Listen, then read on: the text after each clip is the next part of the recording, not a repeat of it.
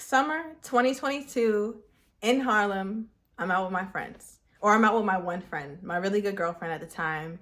And she tells me, like, listen, I think you would really like this guy. I'm going to tell him to pull up. We're outside, we're having fun. It's just summers in New York are a vibe. So we're in Harlem chilling.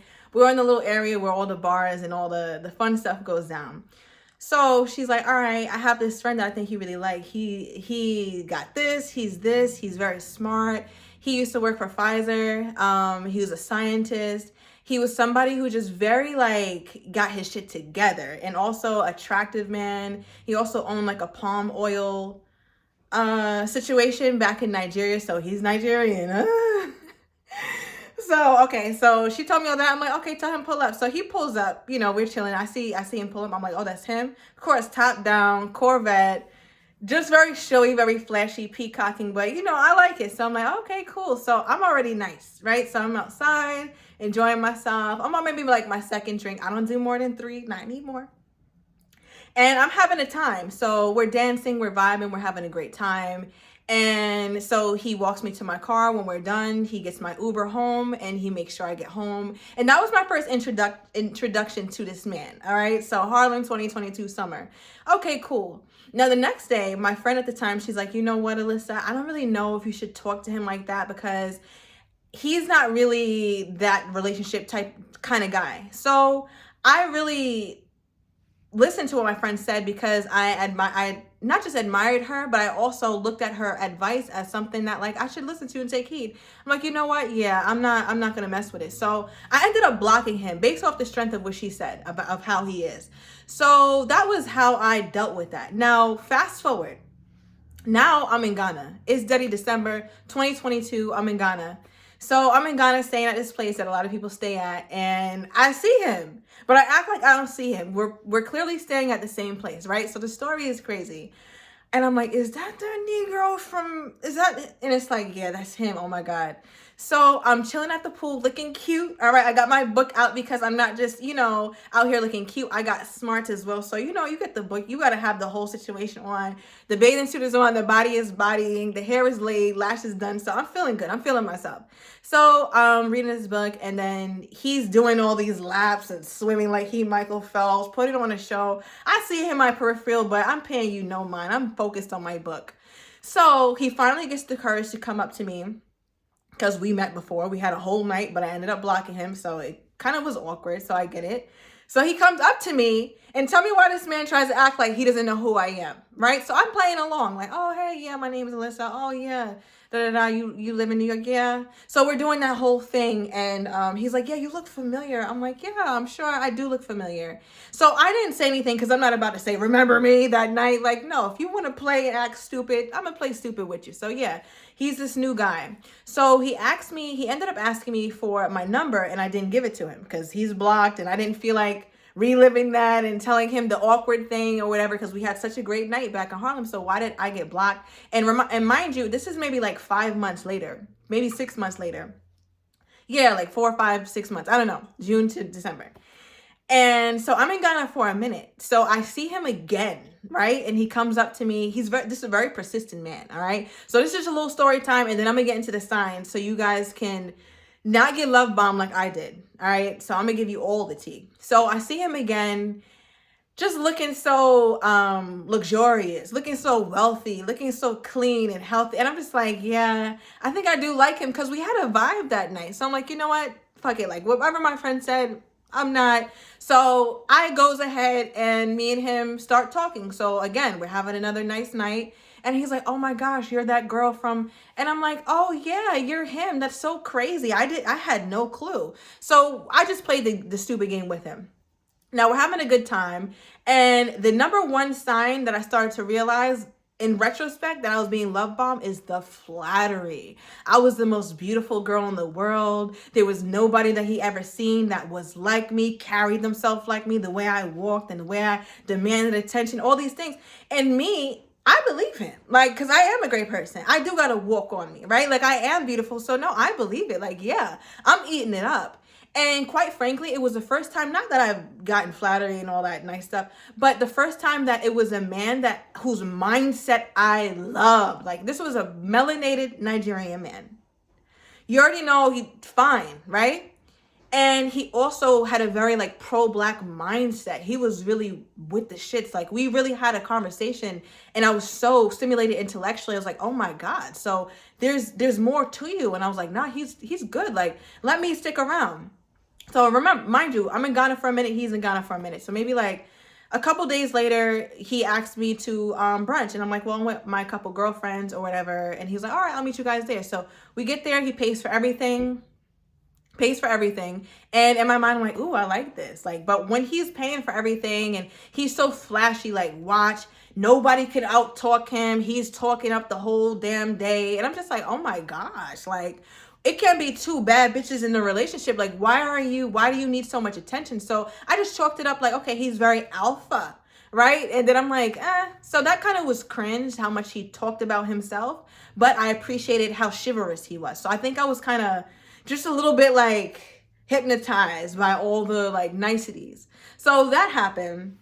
And then I ended up staying in Ghana longer than he did. So we stayed in contact like when he got back to New York. And he was like, yeah, I want to pick you up from the airport. And me, I'm very like, whoa, I can get love bombed, but not that damn much. And I'm like, I just really met you not so long ago, so I don't need you picking me up and bringing me home. No, thank you. So he really was persistent. He was like, no, I want to pick you up. I really feel like what we have is special and blah, blah, blah, all this shit. But I told him like, nah, I don't need to get picked up. I'll take an Uber. Maybe I'll see you like that next day. So he backed up.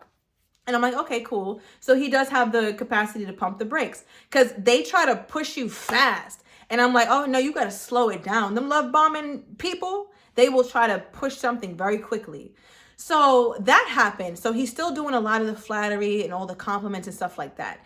Now, another thing is because I stayed in Ghana maybe a little longer than he was. He was in New York. So constant contact. Hey, good morning. How are you? And he will go out at night and then text me, hey, babe, just got home. Hey, babe, are you home yet? Are you this? And I'm like, oh, okay, we're setting precedents for communication. This is great. So in my silly mind, I'm like, oh, he's just trying to let me know that he's consistent and he's going to show up and he's going to let me know. Then there was one night that I got used to it, right? I got used to him letting me know when he gets home because he's out all the time. If you know one thing about them Africans, they like to be outside. They like to party. They got a party gene in them. So I'm used to him texting me when he gets home. So he didn't text me for twice. And then I'm like, oh, okay, so I'm just going to follow your lead so that I didn't text him. And that was a big thing. Like, why didn't you text me? Why didn't you let me know you got back? I was concerned for your safety. So now, you know, my antennas are starting to do like this, like my spidey senses, because I'm just like, okay, I was waiting to see it cracking your foundation because it was giving off, but I wanted to be delusional and I kind of looked past certain things. So I'm like, okay, that was noted. That was his first tick, right? So I'm like, okay. And then I get back to New York and he's very, very sweet, very kind. The man didn't have Wi-Fi in his house. So we would hang out, we would go on dates. I went back to his house sometimes and he finally got Wi-Fi because we're both entrepreneurs. We need it. So if I'm working from home, like I can't work from my damn hotspot. So he ended up getting Wi-Fi, which was sweet. He would always like park in my car because his driveway was tight. And he'd always see that my tires would always have like no air in them or very low air pressure. So he ended up getting me the whole machine. And like he would do stuff like that. So I'm like, wow, this is such a good man. Like he's solving problems and he's great. He was very chivalrous, very kind. But then I started to see something more crazy. Okay, so it gets worse. So that's all the cute stuff. Then I think we were on a date or whatever. And this man had the audacity to sit across from me with a serious face and tell me, I love you. And I'm like, okay. What does that mean? Like, you can't be talking about the love that I say when I say I love you to somebody. You're not talking about that one. What does I love you mean? Like, what does that mean for you? And he's like, no. I'm not being this theatrical. I'm just taking it very poised and prim and proper. But I'm just like, in my head, I'm like, does this nigga think I'm stupid? So that was like sign number 2. You can't play, like, you can't run game. Like, I have to be susceptible. I have to want it a little bit. I have to want to partake in the bullshit a little bit for it to really work. And that's where I was at. Because I was just like, you know, in a space where I didn't have anybody And that was the first person who came along, honestly, whose mind I just loved. One thing about it is we can talk for hours about like real issues in the Black community. And you see my channel is Mind, Body, Melanin. So I'm really like that. And so is he. And I never quite found somebody like that. Like, so I just felt like, oh my gosh, this has to be a godsend. But back to the I love you day. And then I'm just like, oh, okay, you know, and he's like, do you love me? And I was like, no. I don't feel like that yet. You know, it takes me time to fall in love. And I'm just like, why do you love me? And again, he's talking about all these things, just your spirit. And he speaks in such a poetic way. Like, you know, them Nigerians, specifically Yoruba. All right. He speaks in such a very poetic way and all this stuff. And I'm just like, all right, like, okay, you love me. I can believe it. Why couldn't he love me? But then a part of me is just like, Alyssa, you losing your mind. Like, but I stick around. I'm like, okay, cool. But I think a lot of this whole thing that I started to really realize that I was being love bombed is that he would contact me all the time. And me, I keeps my phone on Do Not Disturb, or I used to at least. Now, when now that was a while ago. I don't do that anymore. But in that phase of my life, I didn't want to be disturbed. So I kept it on Do Not Disturb. And he made such a big deal of it. Like, why can't I get in contact with you when I need to? And blah, blah, blah. And I'm just like, oh my God.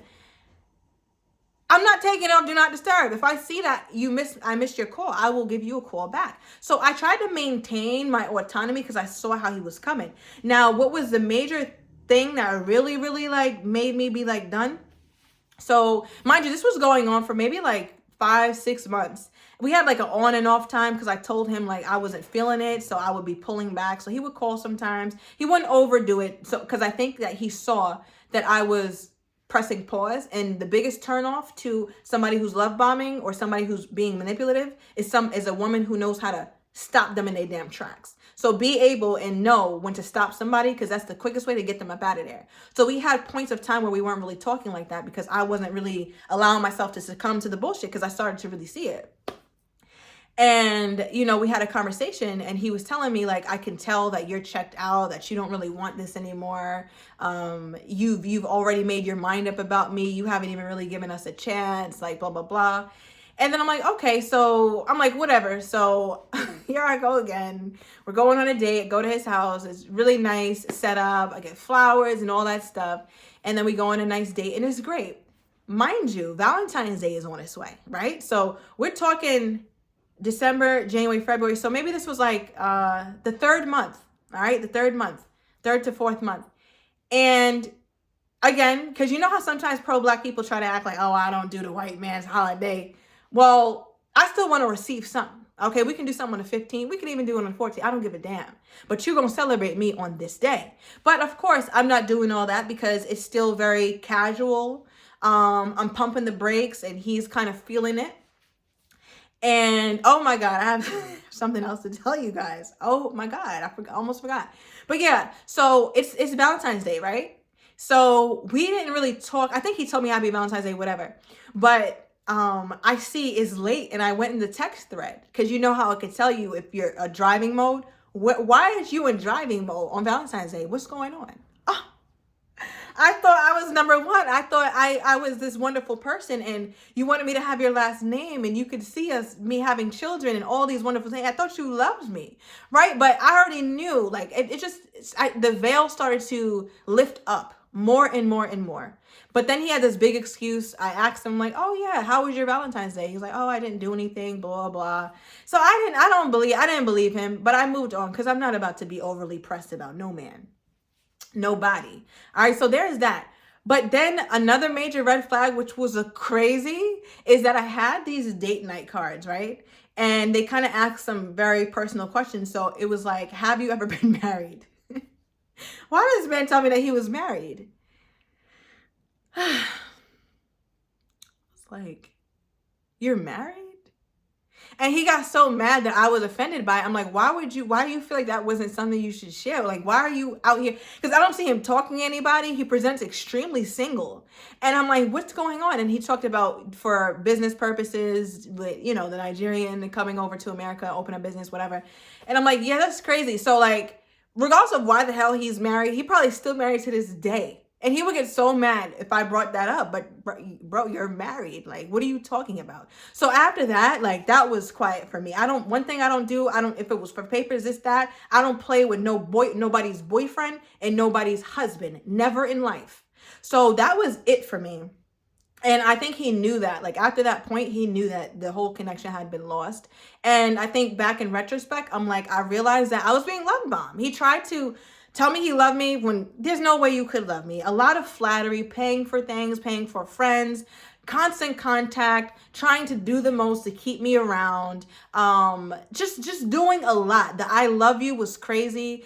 And then to find out this man was married is crazy. So yeah, that's my whole thing, right? So please look out for any of those signs. Again, these love bombers are extremely charming. And I don't know. I mean, some of them give a lot of elaborate gifts. I wish I would have got me a necklace or something, but I'm leaving here with something. Like, I wanted to leave there with something, but I had my tire air pressure thing. Like, he would always take care of things and do like elaborate dates, which was nice, but also be mindful of not just the elaborate dates, but elaborate gifts. Because why the hell are you spending money like this? Are you a trick? Right? Because the thing is, what woman doesn't like money being spent on her? Like, everyone, we all love that. We love that. There's nothing better to a woman than to open up a gift from a man that really does love her. But you got to be careful, because some men who have money in abundance, that's the easiest thing to spend. It's the easiest thing to do, where it means nothing to them, but everything to you. So be careful about that, right? Don't let them get in your mind thinking like, oh my God, he spends this on me, or he bought this for me. Girl, that's nothing to him. That is nothing to him, right? Like, what about his time? What about his care and his reassurance? Is he making you feel safe? Is he making you feel like you can emotionally depend on him? Is he holding space for you? Is he somebody who's consistent? Is he somebody who will respect your space and your time and all those things? So there's so many other higher order characteristics and qualities that we as women need to really be looking out, because some of these men are vultures, all right, and professional at it. And also, I want to tell you this too. I read a book. It says why some women get married and others don't. It had a wealth of information of that. But one thing that always stuck in my head was, if a man is 40 plus and never been married, he's likely a bachelor for life. All right. I'm not coming for the men who are 40 plus and still want marriage. That doesn't apply to you. But there's a lot of the men who are 40 plus, never been married, and are usually bachelors for life. Now, I would say this, because all that book is based off statistics. So look it up. And it said also that there was a study done where men who were married before are likely to want marriage again, because it shows that they have the capacity to want a woman, want family, want long-term, want stability, and be consistent because they were married before. So a lot of women sometimes look at divorcees as like, no, I don't want to be with him. He's been divorced. But honestly, like, if I was single right now and I found a man who was a lot older than me, like 40 plus, and he'd been married before, I think I would go for him, the divorced man, before I go for the man that ain't never been married before. Because why are you still out here in these streets like this, sir? Unless, like, you know, maybe he's very self-aware and he needed time to himself and that's explained. That's different. We're all very individual. Our life circumstances are different. Life be life, and I get it. But I just want to throw that statistic out there, because don't think that just because somebody is divorced that they're trash, right? Because research does show otherwise. So I hope that this video has been help. Let me know down below if you've been love bombed. Let me know your story. Let me know how you survived this love bomber, sis. All right. Let me know that you made it to the other side like me. There are brighter days. And it was a good lesson, a quick lesson. We were done very, very shortly. I think after the married thing that he told me, I think it was like maybe about 5 months of off and on. But once the married thing, out of here. So it was a quick thing. And I got quicker as I was dating people. I would spend no more than 2 months with them. Take me out on dates. It doesn't mean you're sleeping with all these men. Please don't, right? You know, keep yourself exclusive, keep some level of decorum about yourself. But it doesn't take, for me personally, longer than 2 months to know if somebody is really about it, like really trying to see about you. And I think I was a little younger then, a little more naive, and a little more susceptible to the bullshit, which is why it took me like 5 months. So yeah, let me know if this was helpful. Let me know if you guys like the story times, because I don't always want to make such a heavy topic and black hair and texturism and we need to do this, which is very real. But I also want to talk about things that are lighthearted, but also can have an impact on the community as well, because it does matter as we are women or men. Maybe some women love bomb too. I don't know. But it's important that we protect ourselves, right? We can't be out here playing about us. We have too much things to get done. All right, so let me know if you like this video. Like, share, comment, subscribe, and I'll be talking to you guys soon.